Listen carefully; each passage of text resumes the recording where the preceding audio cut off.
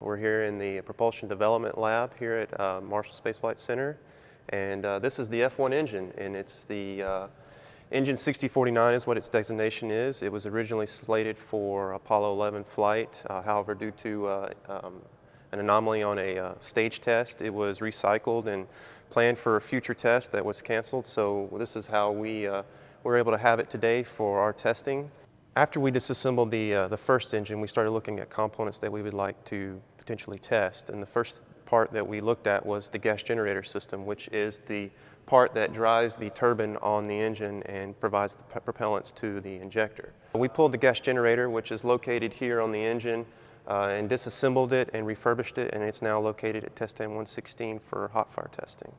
We will be running the F-1 gas generator test, which using a Heritage gas generator and running it with liquid oxygen and RP1. We took this engine apart and we're testing it to develop the performance models and the combustion stability models, as well as the combustion properties, so that we can influence designs in the future for the space launch system.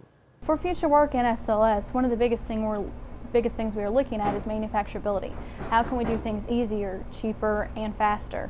And this provides a great opportunity, taking the F-1, which is one of the biggest engines America's ever made, and to be able to take that and look at the components and look for opportunities of how can we do rapid prototyping, rapid manufacturing to reinvent these or make them different, make design changes. How do we speed up that whole process when we are going to design an engine and test it?